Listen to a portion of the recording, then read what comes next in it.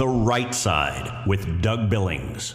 Welcome, ladies and gentlemen. Tuesday, Election Day across the country, an off-year election, but nonetheless very important. And far too many people, because it's not the season of a presidential election, far too many people take this for granted. We're going to talk a little bit about that today. But I also want to tell you about some good friends in Missouri who have come to the rescue of a lot of people with regards to the uncertainty that they face, and we all face, quite frankly, with financial uncertainty in an era that we are trying to recoup and recover from, a radical liberal economy. Trump is doing his part, obviously. We can do ours by getting good advice, and good advice comes from the good people at Community Financial Service Group. I want you to check them out. They can help you take a breath financially. They can give you a plan. They'll give you a complimentary review of your current financial situation and your plan going forward. They have got 35 years of experience doing this. Community Financial Services Group. Please reach out to them. You owe it. Whether you're trying to work on your own financial plan for you, your wife, your kids, your grandkids, and plan that future. Brent Ewert and the team at Community Financial Services Group can do it for you. 816-322-2760. That's 816-322-2760. Community Financial Services. Tell them I sent you. Tell them that you heard about it on the right side. Thank you very much. All right, ladies and gentlemen, Election Day. I love Election Day. I am a total nerd for Election Day, and this is important. I'm going to zoom in on what's going on in this they call it an off-year election because this is not a presidential election, so whoever, they call it off year. All right, well, that it is just as important of an election as any election is. Let's remember, first of all, before I begin, all of our rights come to us obviously from God. And on Election Day, the founding fathers intended for us to go vote on Election Day. So cheers to all of you who have waited for Election Day to go vote, because that's what the founders intended. Yes, I have a huge soapbox in disagreement about this election 20-day season that many of us have, this early voting. They have turned it into a convenience that was not intended by the founders. Oh, but Doug, it is so inconvenient. Nobody wants to wait in line for 2 or 3 hours at a polling station to go vote. Come on, it's a convenience. We should be happy and embrace it. Okay, first of all, that is ripe for fraud, abuse, and treachery.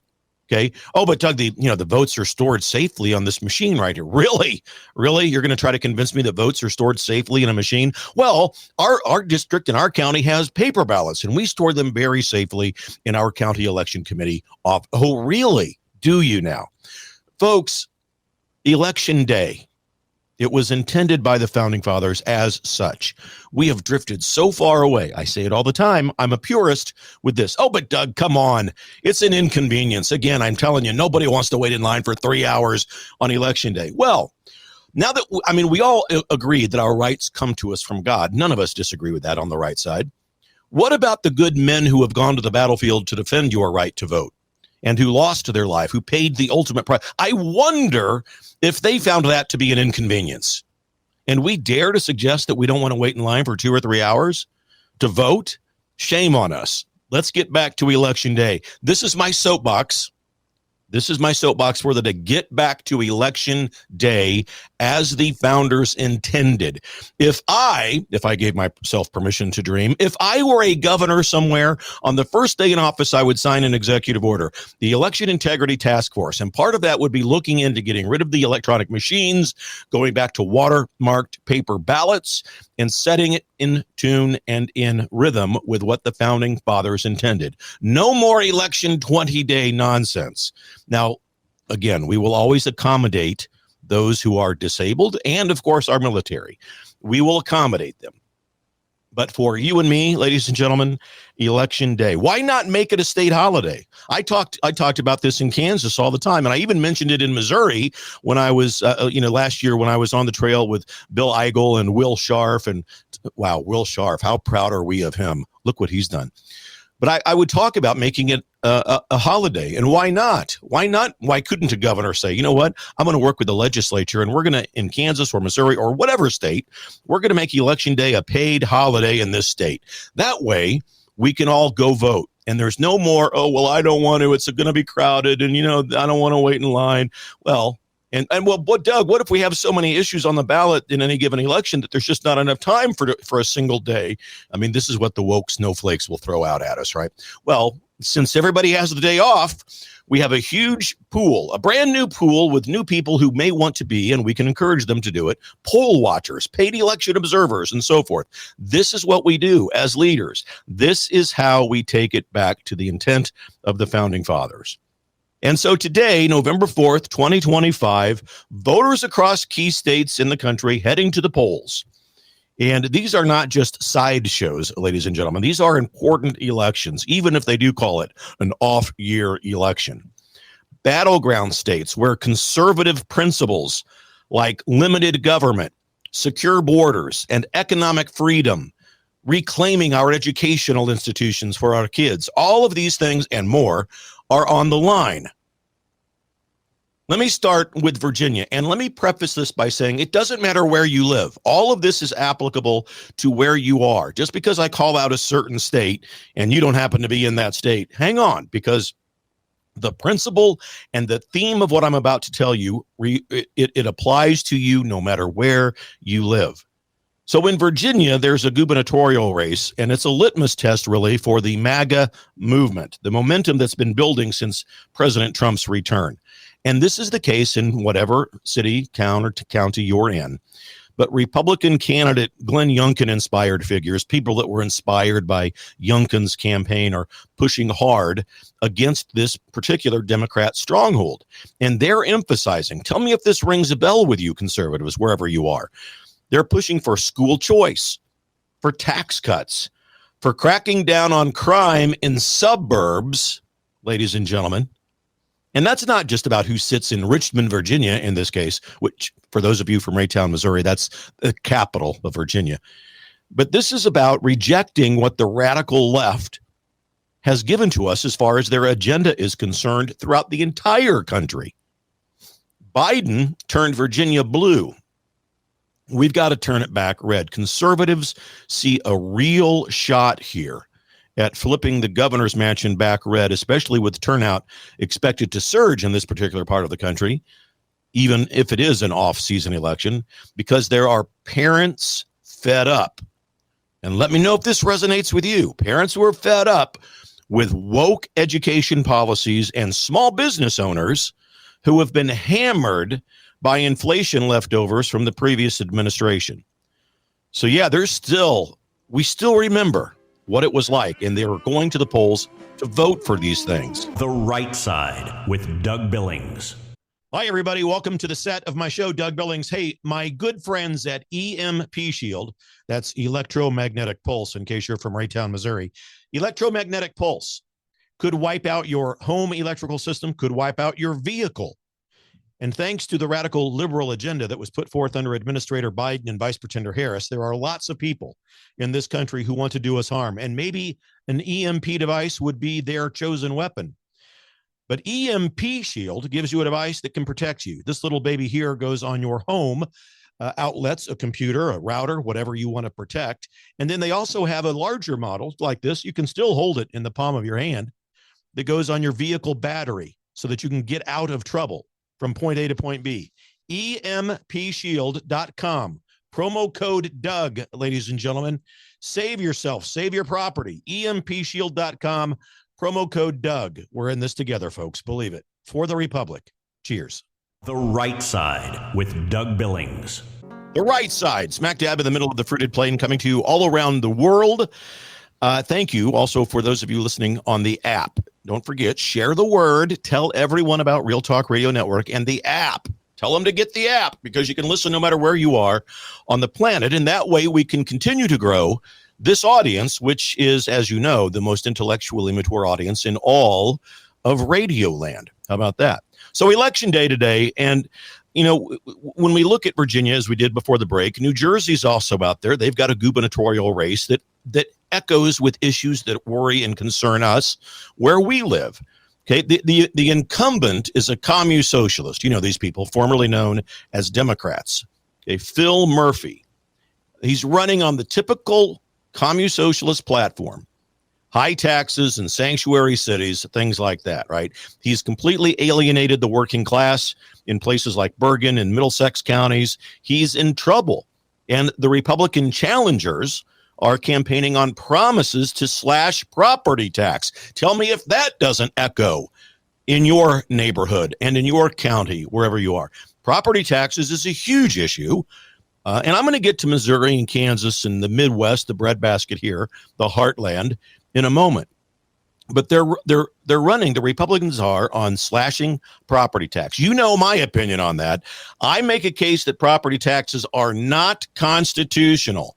They stop us from achieving and even beginning to chase the American dream.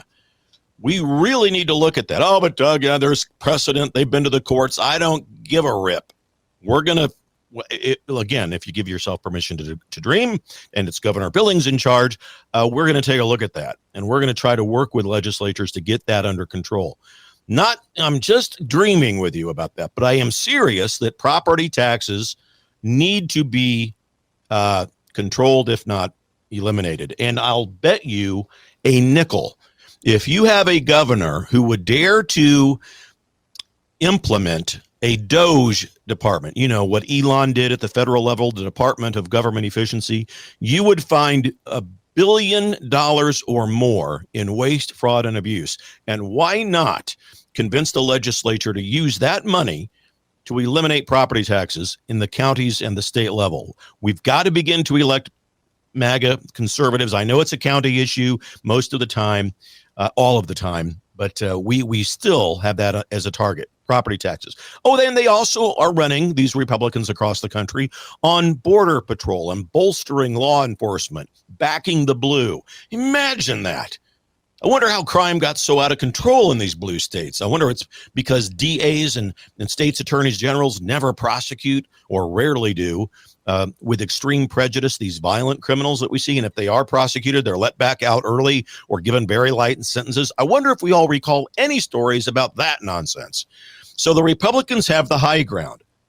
Property taxes are an issue in every state, Missouri, Kansas, wherever you are. So is law enforcement. So is safety. So are the remnants of what happened with our open borders. This race matters everywhere. And think about it. New Jersey, with its proximity to New York, makes it a bellwether for us. We can kind of look and see the electoral tides here. New York makes it a bellwether because the Northeast conservatism faction and the push for all of that up there, if we win, it could signal a broader rejection of the progressive overreach that we all fight against, like the forced EV mandates, that kind of stuff that I'm talking about. It ignores the realities of blue-collar communities, the radical liberal agenda. Oh, they'll talk like they're all for that, but in reality, tell me when's the last time, since the radical commune socialists, formerly known as Democrats, will always push the theory that they're the working class party. We are the blue collar. Really? Tell me the last time a blue collar working class community was in favor of convincing children to mutilate their genitalia to be happy because of the myth called transgenderism. Let me know when that happens, because that's the radical liberal agenda, and America is rejecting it soundly. And imagine the ripple effect.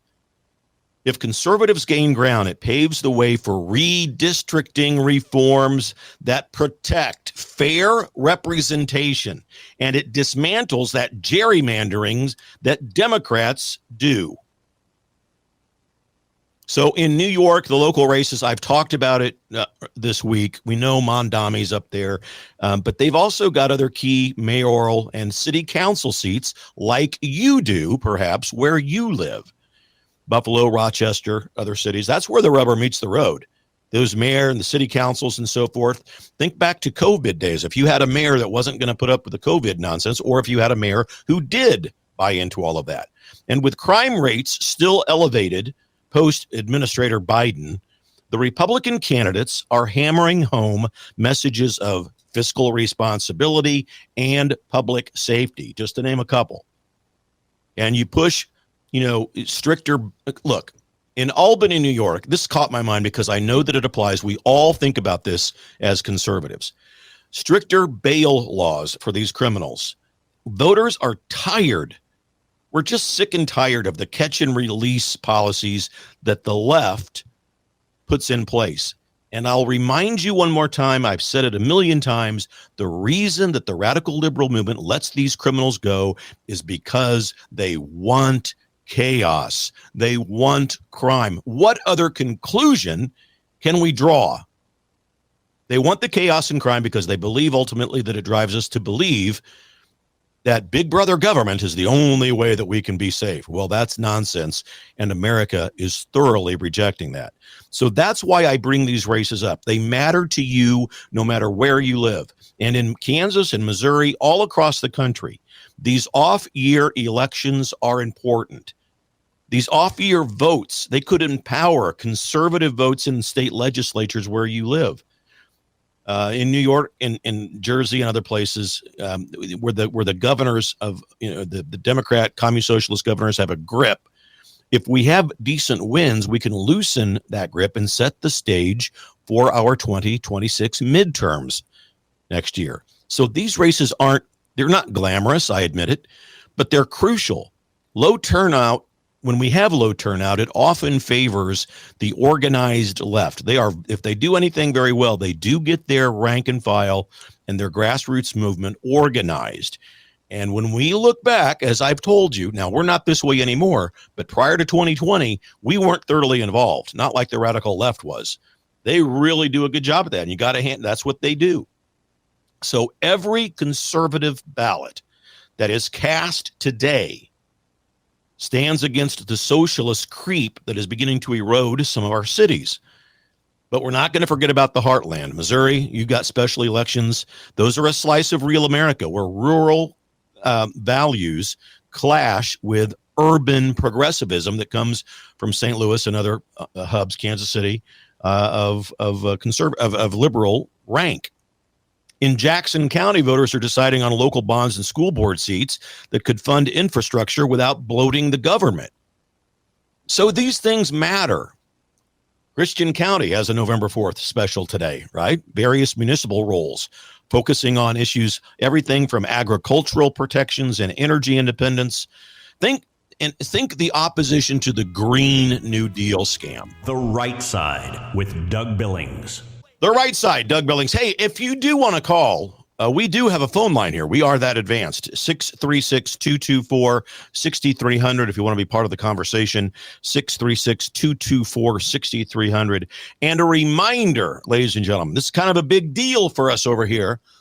Tomorrow on the program, Tom Homan, the director of ICE, the border czar, President Trump's go-to guy with all things immigration and rounding up the illegals, criminals, and so forth.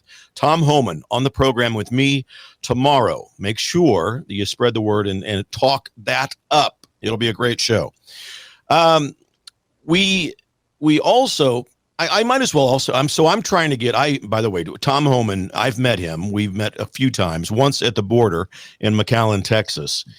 And he's been on my show prior to me coming over here on Real Talk Radio. A great guy. And the communication department, Sonny Nelson at the White House. I mentioned Will Scharf earlier, a Missouri guy. Many of you in Missouri know Will. He ran for Attorney General the last go around. And he's a friend of mine who couldn't be more proud of what Will has done. There are real avenues now to get people on here that I want to bring in front of you and talk about the tough issues, talk about from conservative angles. I'm talking about Kash Patel, talking about Kristi Noem, Pete Hegseth. I want to get Marco Rubio. I want to get the president himself. So I'm doing what I can to see if we can make some of that happen. But Tom Homan is an excellent start. And so we've at least cracked the door open and peering in to the White House inner circle of folks there. So please stay tuned tomorrow for that special interview that we'll have with Tom Homan. Today is Election Day. across the country, people going to the polls. And again, I'm a big believer in the intent of the founders. We should all honor election day. And when you look at the states, Virginia, who has a real chance to get 5 to 7 seats in their House and gain ground for a veto-proof majority, kind of like what Kansas has, what people in Missouri enjoy. Now, we have a rhino issue, and that goes without saying. We've got to get to a point where we can vet these candidates who want to run as Republicans, and that's all well said and good, but we need to make sure that we do it. My point about this portion of the show today is that it applies to all of us. And the race embodies so much across the country of what conservatives stand for. We stand against environmental extremism. Oh, isn't it interesting? Bill Gates, of course, this is old news. It's a week or two old now, but Bill Gates has admitted that the climate change scam is, in fact, a scam. It's not real.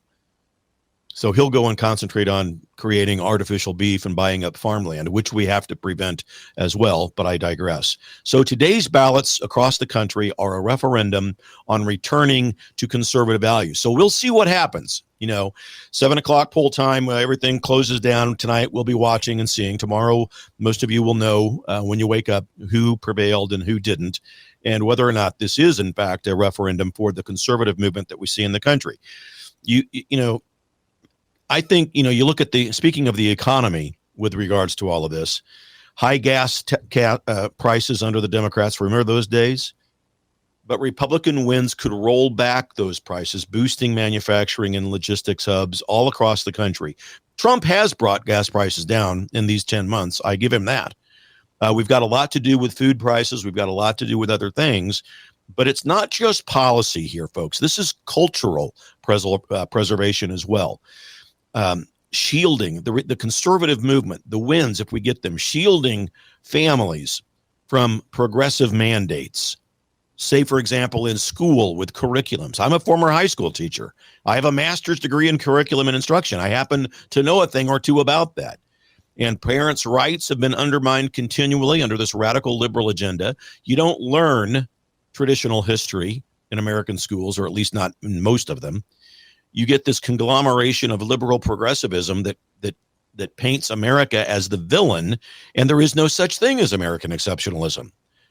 So the good news is that the polls that I've read this morning, independents are leading in this voting season towards the right side. They're frustrated with the radical left. They continually double down on their nonsense, don't they? On everything. So it's a prime opportunity for us, for MAGA-aligned candidates to surge in this off-year election. New York is New York. We all have heard ad nauseum about Mondami up there. But in the outskirts of New York, by the way, New York City is definitely blue, but if you've ever been there, New York is red. It's kind of like California. There are a few cities within each of those states that are blue. But the majority of people, I'm convinced both states are red. If it wasn't for fraud, we would know this. And that's what we've got to continue to work on. But Long Island, New York, conservatives are campaigning on against the soft on crime nonsense. So you see, this resonates with people in Missouri. It resonates with people in Kansas, throughout the middle of the country, what people call flyover land. So these local influences happen to have an impact everywhere, and they're important. So that's why I spend time today on Election Day talking about this. We have a conservative edge, and in New York, believe it or not, places like Albany, Long Island, I mentioned, New Jersey, Virginia, there are edges. Trump is coming out, supporting Cuomo. Cuomo is offering the olive branch. And there was a time, not too long ago, when there were reasonable Democrats. Now there is not anymore. This current mix they are not Democrats. As you know, the commune socialist movement has thoroughly taken over that, and they're afraid of that minority.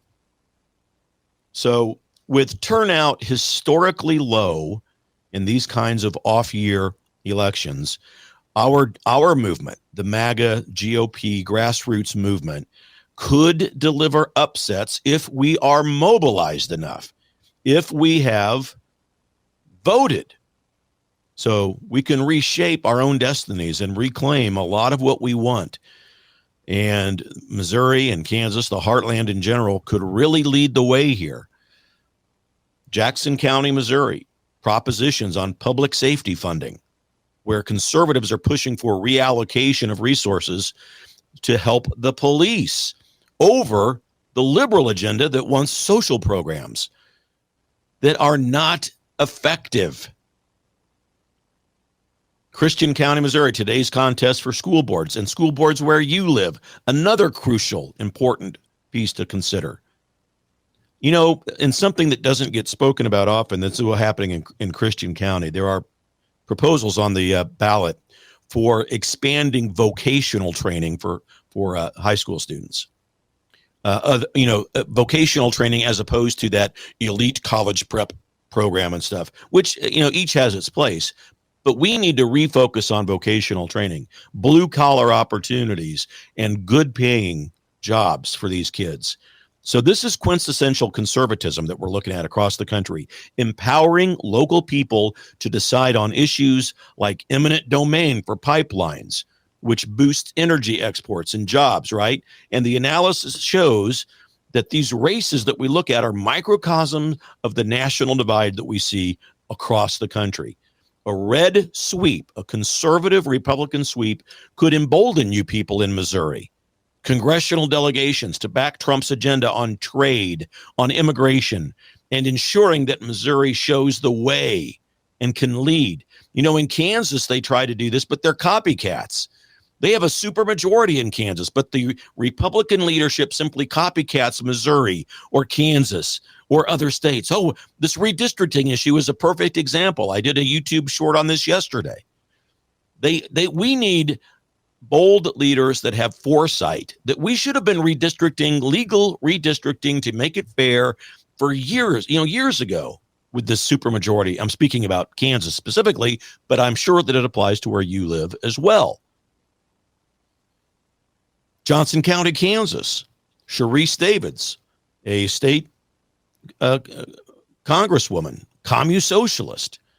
Kansas went for Trump 16%, but she backs the radical liberal AOC wing of that party every single time. We should have been redistricting in Kansas at least 2 years ago. Instead, we play copycat to other states. So tip of the hat to Missouri and people who have begun to lead the charge in that regard. We need to do it. And it gets rid of the radical liberal gerrymandering that they do. And yes, there is a difference. Republicans redistrict fairly so that rural voters get just as much of a say as the suburban voters. And if I again, ladies and gentlemen, give me permission to dream with you one moment. If I were governor, I would order school curriculums out of the hands of state boards and back into the hands of parents and local school boards in the county level. That's what we need, which implies, obviously, that we need to vote for, in these off-year elections, school board members who reflect our conservative values. That's determined patriotism. That's the involvement that I need, and that we, the people, will prevail. So these just aren't abstract days, these elections, these off-year elections. These things, especially with the curriculum in schools, this is how our kids learn history, as opposed to apologetics that comes to us from the liberal side. You understand the difference. True American history and civics, teaching not only history, but how the government works, as opposed to this series of apologetics about American crime and racism and how we were built on the hands and the backs of slaves and we killed all of the indigenous people. Well, so forth. You get my drift. With general elections that emphasize pro-business policies, easing regulations on things like agriculture, just to name one, Kansas, Missouri, you guys can solidify your role as a leader in a red stronghold throughout the Midwest that will help farmers, ranchers, small business owners, everybody, students, get to the point where we need to be. So tying it all together, they are important elections, these off-year elections. There's a larger, bigger picture out there that we've got to keep our eye on. And the outcomes of all of these, we'll see if the surge of what Trump is bringing us, and I'm going to talk a lot about the victories coming up next hour, but we will see tomorrow, the end of the day today, and the results as they begin to come in, whether or not we have that momentum that we need. Are we going to break the pattern of off-year elections typically going to the party that's not in power. So Missouri, Kansas, a heartland anchor for the reinforced MAGA principles that we need. Second Amendments, energy self-dependence, countering the coastal overreach that we have from our liberal friends, and the enemies of the Communist Socialist Party that really are anti-American. The Right Side with Doug Billings. The Right Side with Doug Billings coming to you from smack dab in the middle of the fruited plain, creating the most intellectually mature audience in all of Radioland. And a special, again, a shout out to our sponsor this hour, Community Financial Services Group, based in Missouri, but they can help you no matter where you live. If you're uncertain about the state of play in American financial industries and the economy in general, your retirement plan, your kids' education, your grandkids, Community Financial Services is your connection for good, sound advice. They're here to help you. You can get a complimentary review of your entire financial plan. Call them up, Community Financial Services, 816-322-2760. 35 years of experience. They're the team that you need to call today. 816-322-2760. Tell them that you heard about them on the right side. That would be great. Give them a call. Ladies and gentlemen, all right, as we look at this and to wrap up the election day portion of the show, next hour I'm going to talk about Trump and his successes, and also Dick Cheney. Got to talk about him. He passed away, and I've got a lot to say about Dick, and I will talk about him and the conservative message that I want to leave all. And I will respect the dead, ladies and gentlemen. Don't worry. But if we, in this election cycle, in this election day, if we do go red, it will, just imagine how it would accelerate the momentum for 2026 midterms. Positive giving Republican supermajorities to advance things like tax reform. Remember, I did about property tax, how we can continue to get the border wall done. We get district attorneys and states attorneys general to finally prosecute criminals with extreme prejudice. Go after these guys. Give them the sentences they deserve. Don't let them out early, and don't just not prosecute. That's what happens. And don't forget about judicial appointments. I'm going to talk about that in the next hour. Trump is having another massive successful wave of judge appointments especially during the shutdown, because there's nobody there to resist his appointments. So he's having a field day with it. And more people turning to the left to blame them on the shutdown as well. So beware of complacency. The devil has a lot of demons. Some of the demons involve chaos. So there's a demon of laziness. There's demons of complacency. And we've got to be on guard against all of them. But complacency today, on election day, we have to remember the radical left machine in this country, and around the world for that matter, it never sleeps. They are always plotting, planning, strategizing, where to go, what to do next. And we've woken up to that, and we are now gaining ground. This election day is our chance to build an impenetrable conservative fortress. Yes, one ballot at a time. One ballot at a time. So we're going to, you look at what Trump has accomplished, the most substantial president in our history. And I'm saying substantial. Well, he's not any better than Washington or Lincoln. It's not a contest like that. It's not a popularity contest. In the times that we face, Trump and what he represents and what he's done is the most substantial, even beyond Lincoln's Reconstruction and the Civil War. It's the most substantial because we are talking about the very future of this republic, much more so than even Lincoln faced with the destruction of the republic in the Civil War. I think that that's obvious. I think that Trump, given what he faced, Lincoln did not have the incredibly well-organized machinery of a radical left domestic group of people who wanted to overturn the federal government in such a way as we face today. Lincoln had his enemies, and America had her enemies during that time, but a little bit different, and a lot of that recovery that we've experienced, at least, you got to look right to President Trump for a time such as this. And I am one, like many of you are, who believes that this is beyond just political and cultural. This is spiritual. And we've got to remain focused, determined prayer and determined patriotism. Those are the places where we conservatives meet. Determined prayer and determined patriotism.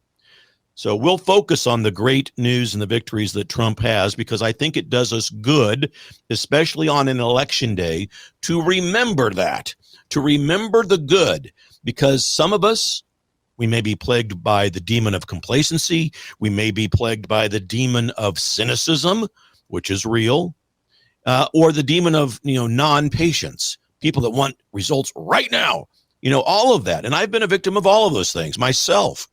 We are the way to return to this republic the true intent of Providence and of the founding fathers. We have it right there in front of us, and it's an exciting time to be alive. America is strong. She was certainly in a nightmare with Administrator Biden and Vice President Harris, no doubt about that. But again, and as I've said before, the good news about nightmares is that everybody wakes up from them.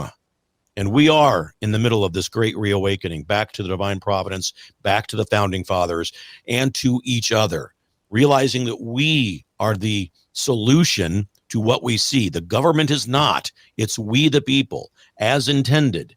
And this rise of conservatism is brought about and expedited by, and the irony is, the more the radical liberal movement fails to self-reflect on why they are no longer in power, the more accelerated the conservative movement becomes, because people, reasonable people, who are waking up to the fact that, you know what, Billings is right.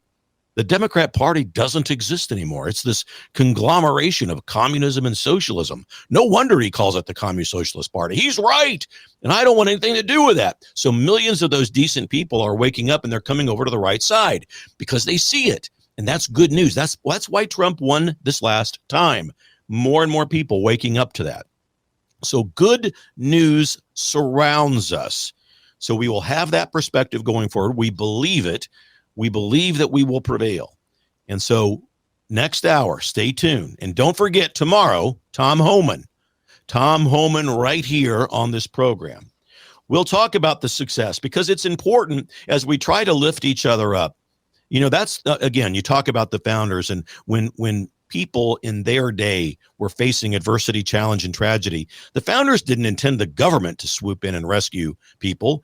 The founders intended neighbors to swoop in and rescue each other from these things. And so in a real way, when we get involved and reclaim school curriculums, for example, from state school boards and return the power of curriculum to parents and school boards within the county level of government, that's what I'm talking about. That's what the founders intended. We will do that continuously, not just with school boards and school curriculum, but we will do it with other rights and privileges as well. We, the people, are rising, and it's conservatism at the core of the rise of the MAGA movement. And it's not a dirty word. Make America great again is not a dirty phrase, and it will live and continue beyond Trump. It will not end when he leaves office. We look to the next 12 years to have a MAGA representative in the White House. And unless anything goes wrong, J.D. Vance is the heir apparent to all of that. And we've got to support that. And he's leading in ways that a vice president really rarely has, even Dick Cheney, who we'll talk about next hour as well. But we want to steer towards the direction of MAGA and away from the direction of the neocon industrial war complex that was really represented by Cheney and the Bushes. So that dichotomy, that difference, there are a lot of people in our party that still look at those people as the gold standard. Well, that's not true. And we'll talk about that next hour. I'll give you specific reasons why when you come back. The Right Side with Doug Billings. And as we look at what Trump has done, now, so the reason I bring this up is because the radical left, of course, never gives any airtime to the massive amounts of success that Trump has had. And I don't think that I need to necessarily remind you a lot of this, but I do it because A, I want us to have hope, and B, during these times like election days and off-year races and so forth, it's important to remember that we want to keep this momentum going. Next year is a midterm, 2026, and we need to keep this going. So Trump is one person, one man doing an outstanding job. We need the conservative MAGA grassroots movement in this republic to continue to rise up, wake up, and get out and engage in determined patriotism. So, I mean, the list, the Lake and Riley Act is where I want to begin, because the border issue for many of us, and I put myself in this group, is the number one example of how the radical liberal movement in America demonstrates their ability and their desire to cascade upon us purposeful, organized chaos. Now, the border situation may appear to some of you, as just chaos. There's no order here. What in the world? It is a planned event. It was a planned event, and it was purposeful chaos, with the reasons I've outlined on many other previous shows. And you've heard me say this, right? Electoral base, right? It increases their electoral base, and they thought that it would dilute, if not completely diminish, the American identity that we have. So the Lake and Riley Act was signed into law January 29th this year, one of the first things President Trump did, and it mandates deportation for illegal immigrants who commit crimes. And then it ramped up, the Lake and Riley Act did, it ramped up ICE operations that have removed thousands of violent offenders. And we're going to talk about this tomorrow when Tom Homan joins us on this program. It's a massive success, and they've begun with the violent criminals, and soon they will begin, and I'll ask Tom about this tomorrow, they will move to all other illegals who are not categorized as violent criminals, but who are here nonetheless illegally. And so that is what's happening. A year and a half ago, when Trump was still campaigning and this issue came up, I was the one saying, brace yourselves, because, Juan and Alicia and Ahmed, who are, by all accounts, good people who work in local businesses, maybe a lawn care company, maybe a 7-Eleven, or maybe in an office somewhere doing clerical work, whatever. By all appearances, they're good people, but they're here illegally. And you will see immediately radical liberals try to gaslight and project. Well, you're just going to rip families away from other. This is not what America is about. The same nonsense, right? Those people will have to go. And there's no safe haven for anyone who's illegal and here. They will have to go. I don't care to what level they are a great person and go to work every day. They've got to go. And I don't care how old they are. Grandma Alicia, who's 80 and working her tail off at the laundromat, has got to go. She can get in line and come back. Now, that's why, by the way, almost 2 million illegal immigrants have voluntarily self-deported. Trump and the administration is paying for that, flying them back to their countries of origin and giving them lessons, education about how to come back into the country legally, and promising to perhaps expedite that process, while at the same time not disadvantaging anyone else who's already in that line. So almost 2 million people taking Trump up on the offer to self-deport. That says an awful lot, doesn't it? That says an awful lot. So Tom Homan on the program tomorrow will talk about it, but it's a win. It's a win for us. And it's not rhetoric, these wins that Trump is gaining for us. These are results. Border crosses are basically at a statistical zero. They have locked down the border. And, the reinstatement of the Remain in Mexico Act, that was brought back thanks to Trump. And that's why it's buttoned down, the southern border. So we all, as conservatives, obviously cheer these kinds of things because we view it as a reclaiming of our sovereignty, proving that strong leadership deters and eliminates the chaos, the demon of chaos. Remember from the previous hour, the radical left agenda of chaos is dismantled with strong leadership, conservative leadership. So I can't say enough about Trump, but when you look at things like that, you can't help but admire the guy. Now, the radical left, remember, they have an agenda. They cannot afford to give Trump any, nor will they, because they're under orders not to give Trump any credit whatsoever. In fact, they will gaslight us and project on us exactly the negative, chaotic things that they themselves do. And economically, you look at what Trump has done. The deregulatory blitz that has saved America over $180 billion. That's $2,100 per family of four by just taking the axe to burdensome rules that the prior administration had put in place. President Trump, ladies and gentlemen, has revoked 111 executive orders from Biden, which frees up our industries like energy, manufacturing, and it unleashes the American energy dominance that was there during Trump's first term. Trump has given the green light to pipeline development, drilling that had dropped off, that had, caused gas prices during Biden's tenure to go above $3 a gallon. Exports are now being boosted. 500,000 jobs in the hopper created in the fossil fuel industry alone, ladies and gentlemen. 500,000 jobs with fuel pipeline construction, drilling operations. We're moving into Alaska to start drilling up there. This is the art of the deal in action. Trade pacts with allies that have locked in massive investments for the United States, which, by the way, countermeasures what China has done and the China effect on our Rust Belt with steel and so forth. That China has really killed our American Rust Belt. No more. And then on the international front, obviously Trump's negotiation powers and his ability. If you happen to see the 60 Minutes interview on this past weekend with Norah O'Donnell, he was a master at handling her questions on China and Taiwan, especially. He kept his strategies close to the vest. He didn't tip his hand publicly, and he is an example of deterred aggression. Chinese officials admitting that they won't move while he's in office due to the understood coincidences that Trump would invoke.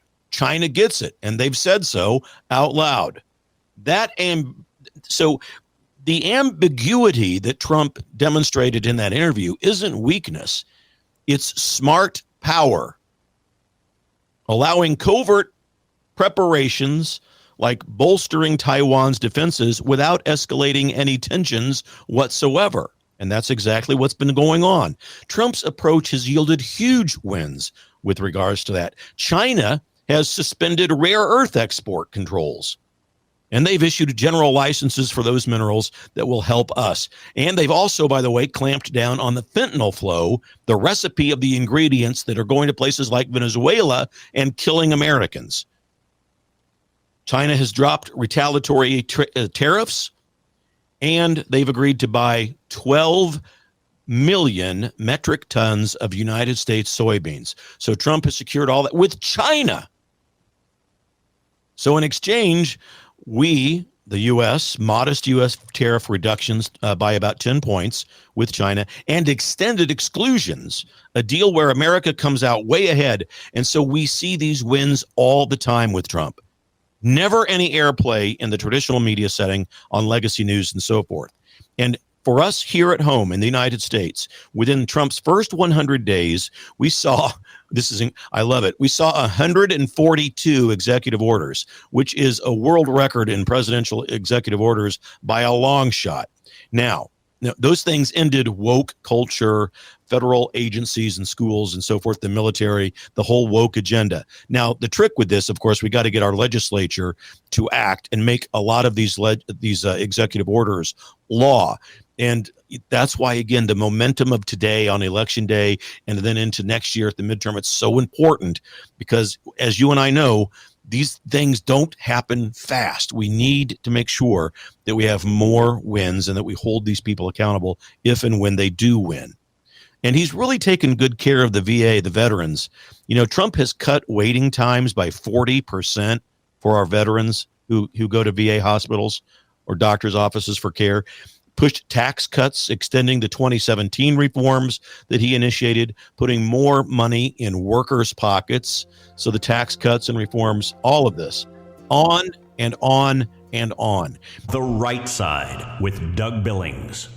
Talking about the brilliance of what Trump represents, and also Election Day. We're also going to pay a little tribute to Dick Cheney, but I will be brutally honest, while respecting and honoring the dead, about his philosophies as opposed to what Trump represents. But ladies and gentlemen, I know we're in this shutdown, and even the shutdown is an example of how Trump exemplifies resolve in his administration. The Democrats are clearly to blame for this.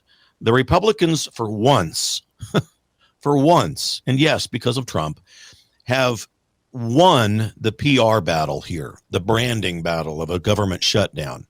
The Democrats own it. It is the Schumer shutdown. And if Chuck Schumer weren't so afraid of AOC, because she will primary him, just watch, she's going to run against him and probably beat him in New York and take his seat in the Senate.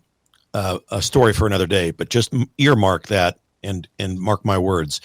But Trump's resolve, blaming the Democrats for blocking all of the extensions. The Republicans have voted unanimously to reopen. They've got several level-headed Democrats. And again, John Fetterman, the guy who had a stroke, leading the Democrat charge and in reasonableness, coming over and voting to open up. But the Republicans gave a 24-page, simple, clean, reopen the government, continuing resolution. And what that means is we come back to the table and we talk about the things that you Democrats want. All right. And so, but the Democrats are just saying no to spite. They don't want to give any sign or semblance that President Trump has won. Remember, they're under orders to resist. So Trump has even offered to collaborate on the health care issue, the tweaks that the liberals want. Despite Obama's flaws, the Affordable Health Care Act, none of us are fans of that. Overpriced, ineffective, and so forth. But at least Trump has offered his hand and said, I'll even talk about that with you. So Trump puts the issues on the table, and he does it publicly, which always puts people at a disadvantage. So the influences, and the redistricting influences, I talked a little bit about at first hour. Trump's demands for fair redistricting affect Missouri. They affect Kansas. I wish Kansas had more leaders instead of copycats. That's another story, right? So we hope that we have great momentum here. The midterms are coming up next year. These off-year elections are very, very important. Now, the scuttlebutt in the social media world is, of course, during the shutdown, President Trump hosted a Great Gatsby-themed party. It was a fundraiser, and he hosted it. And the look of it all, the Democrats immediately jumped on it and said, well, while millions of people don't have SNAP money and are going hungry, President Trump throws a Great Gatsby party. F. Scott Fitzgerald's book of opulence and wealth and so forth back in the 1920s. Well, say what you will, and maybe, if I'm completely honest, maybe we should have rescheduled the party, but what is wrong with celebrating success? See, that's the Democrat mantra all the time. They will not allow success to be glamorized, unless, of course, it's their success. Then they're all about it. Bernie Sanders, the epitome of the oligarch rule. That's Bernie Sanders on X. I mean, they all went nuts. God forbid we can remind Americans what success looks like. So in 10 months, he's rebuilt alliances, Trump has, Japan. He's isolated foes like Iran, Russia, Venezuela, China to a degree, with sanctions and tariffs that work. The red alarm, the fire alarms, the red alerts, and all of that about tariffs by even some neocons and rhinos on our side, not true. It works. And so it's not luck. It is strategic genius. It really is. Building alternative rare earth supplies with Australia to countermeasure what China is doing in that endeavor. Rare earth minerals are a key component of military equipment. electric vehicles, Elon Musk and all that, and so forth and so on. You have rare earth material in the newfangled lights that you have, the LED lights that you have in your car, in your home, etc. So it's important. And Trump forges new relationships with suppliers, in this case, Australia, that brings us benefit. And so when we reflect on that, we see conservative wins. We see what they say is the Trump Renaissance. And it's true. Job growth is up 3.5%. Stock markets, although I don't always contribute the stock market to every sitting president, there are other factors because that's a double-edged sword. But we're hitting record highs, and the stock market did hit record highs under Administrator Biden. We've got to be honest. So that's why you can say what you will about it. But crime rates dropping like a rock in major cities. Now, this is important because it was the opposite with Administrator Biden, and it's a new support from the federal level for police. The 60 Minutes appearance that he made on Sunday, it underscored all of this. Did you notice Trump was calm, cool, and collected, calmly defending ICE and their tactics that are essential against murderers, criminals, and child traffickers. And he noted quite appropriately that 70% of us approve of what ICE is doing and of President Trump's approach to immigration. 70%, folks, despite whatever spin the media and the radical liberal elected class want to try to put on it. Trump doesn't back down. He's delivering on the promises that he gave us, just like he did in his first term. From ending endless wars to giving us economic booms, proving why Americans voted him back and why even today, more and more Americans, regardless of what their former political party was, are going to the right side. And it's a great refresher for us to see this kind of influence. It's very refreshing to see a leader that's bold enough just to do what the founders envisioned and what Providence provided. What a powerhouse. What a powerhouse. It couldn't be more fun to watch. Foreign policy, he's one of the best presidents in foreign policy that we've ever had. Renegotiating the NAFTA remnants for better U.S. terms, boosting auto manufacturing jobs by 200,000. His axis of evil rhetoric pivoted to action with sanctions that crippled Iran's oil by 80%, got rid of their nuclear capability. This is deterrence that's done right. And this is the success that I'm hoping people who go to the polls today remember. It's smart pressure that brings adversaries to our heel. And domestically, I mean, his healthcare push, it's highlighted in the 60. Again, I go back to the 60 Minutes. You should watch it. You should watch it. It's that sit down where he showed the willingness to fix Obamacare's mess collaboratively with the Democrat Communist Socialist Party once they end the shutdown. But it's going to be on his terms. The Right Side with Doug Billings. And wrapping up this segment, the neocon movement versus the MAGA movement, the military-industrial complex under the Bush-Cheney era, spending soared in the military-industrial complex, 60%. And it funneled billions of dollars, think of this, to contractors who didn't have to worry about competitive bidding. Of course that fosters corruption and scandal. Absolutely it does. And it's not free market conservatism. It's corporatism where lobbyists dictate policy, perpetuating wars for profit. Part of what the swamp and the deep state are. Afghanistan is probably the best example, but there were others. Initial success against the Taliban devolved into a nation-building assignment where we ignored tribal dynamics, and it resulted in a corruption over there and scandal and an eventual collapse of everything that we tried to do. Neocons also erode our civil liberties. I mean, the Patriot Act, co-authored by Cheney and his allies, expanding surveillance that conservatives now think, oh, it's Big Brother. That's overreach. Well, you think?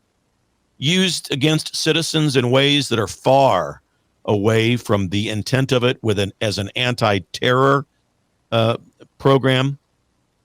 And so why do we reject all of this? Because it contradicts our conservative core, which is limited government, fiscal prudence, and non-entanglement abroad whenever possible. Now, we have a long way to fiscal responsibility is something, if there's one thing that I would speak with President Trump about, it would be that.